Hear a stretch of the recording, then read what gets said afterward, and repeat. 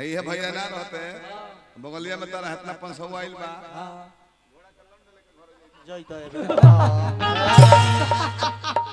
बुझाता नहीं है तुमको। बार बार बोलते हैं कि लिमिट में रहो अनलिमिट हो जाता रहता कि झूठा हो के बोलत मारो अपना बड़ैया ये मुदैया सुनो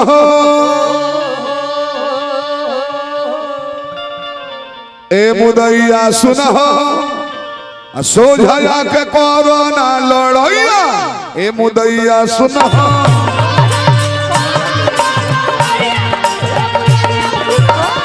सोझा के कोरोना लड़ैया ए मुदैया सुनो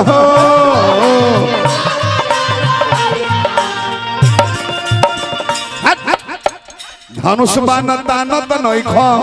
बात हमार मानत नहीं खो युद्ध के ठानत नहीं खो हमनी के जानत नहीं खो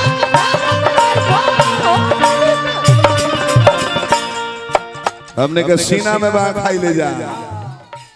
मर जाए जा ताकि पीठी में बाण बर्दाश्त ना होला हमने के लड़के मर जाए जा बाकी पीठ में बाण ना है रहन हमारे भारत के फौजी लोग के हो आजादी के बाद आज तक कोई रिकॉर्ड नहीं है कि हमारे हिंदुस्तानी किसी फौजी को शहीद हुआ हो और पीठ में गोली लगी हो सीना में बाण खा के मर जाए तू लड़ खड़े आ झूठो कड़ाई में धर्म लगा के हम राम के भाई हैं तो केहू के भाई वो लड़ा वीर हो के कोनत नहीं खा हमनी पर चढ़ैया ये मुदैया सुनो ए मुदैया सुनो सोझा के कोरोना लड़ैया ए मुदैया सुनो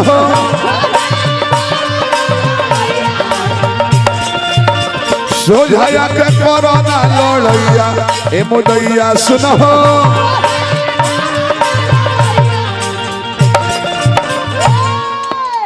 रवा अपना लड़का का डॉक्टर बना दे इंजीनियर बना दे विधायक एमपी बना दे आखिर और लड़का तबले संस्कारी ना होई जले ओकरा रामचरितमानस के अध्ययन नहीं करे आज काहे अपना बाबूजी के वृद्धाश्रम में लोग भर्ती गए एसपी बड़ा कलेक्टर बड़ा नेता बड़ा आ तब तहार बाबूजी वृद्धाश्रम में चल जाता 350 वृद्धाश्रम चलता एक कारण के बुझले बने का लोग जे रामचरितमानस नहीं के पढ़ले रामायण नहीं के पढ़ले ओकरा ई ज्ञाने नहीं के कि बाप के स्थान का हो माई के स्थान का हो भाई से भाई के व्यवहार को सजाही एगो राजा के अपना सेवक से व्यवहार को सजाही ना बुझा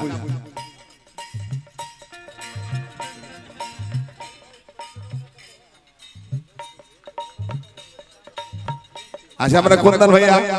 सरवन का सुपुत्र मारी आशीर्वाद भैया मारी कुंदन भैया के बार बार प्रणाम करे हैं भोला दानी बनौला झूठा हो के बोला तारो बोले अपन खोला तारो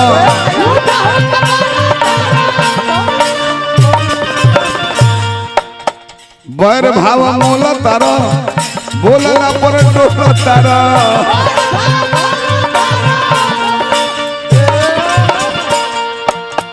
गाना गा के कहे अभी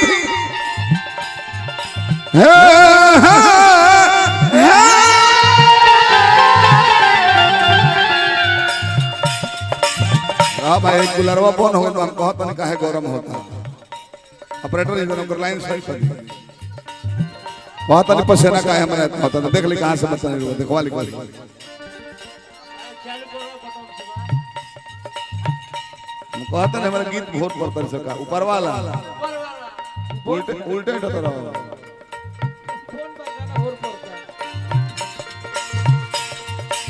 ऑपरेटर साहब ने देखवा ली दिक्कत होता गाना गा के कहे अभी यंतवा गवैया ये मुदैया सुनो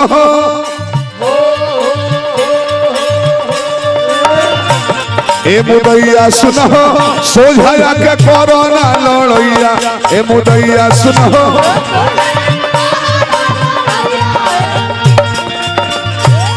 शत्रुघ्न से लड़ाई भाई मार दी हलो जान से ना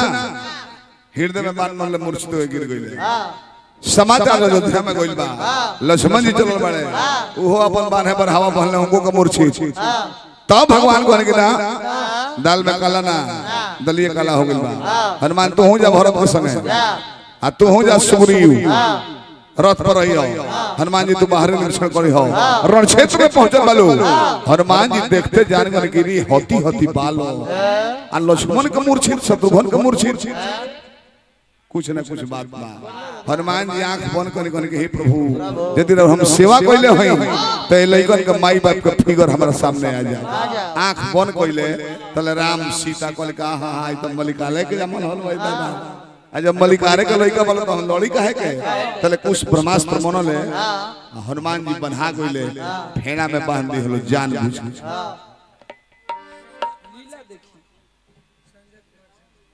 विधवा से हमरा संजय कुमार सिंह जी पुरस्कार दिले बनी हार्दिक प्रणाम करते हैं भोला दानी बनौले रही अब जब दुमुखी बाने को मारल भरत जी के हृदय में लागल सुग्रीव के उहो लोग गिर के बेहोश सेना भाग चलल भगवान राम कहल के दूध जाए कहल के मालिक हनुमानों को बांध दिले बड़े सब बिना सेने के सुग्रीव और भरत तो संग ही पलर गेल रथवे पर शत्रुघ्न जी के एके बाण में ले बीतले हसल लक्ष्मण लगल है कहे हम इंद्रजीत के जीतल बनी उनको के एक के बाण में जीतल बिगाड़ देले हैं चलो अब भगवान राम जब पहुंचल बने जब शॉर्ट कर दो आ लइकन के जब फिगर देखले बनी कहतन की बबुआ तहनी के देख के हमरा बाण चलो के मुने कोनो जादू जानता रहो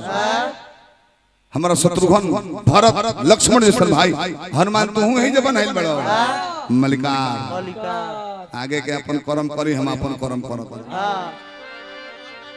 कहतर की मनवा मोह ताते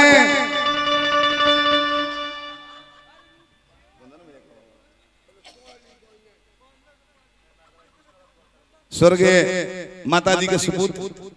कुंदन सिंह जी अरविंद सिंह जी संतोष भैया तीनों भैया पुरस्कार दिले हार्दिक प्रणाम काहे भैया उठ बैठ करता लो प्रसंगों ने निकला बैठल हो तन 5 मिनट खेप जाए कि बनवा मोहता ते रूपवा तोहार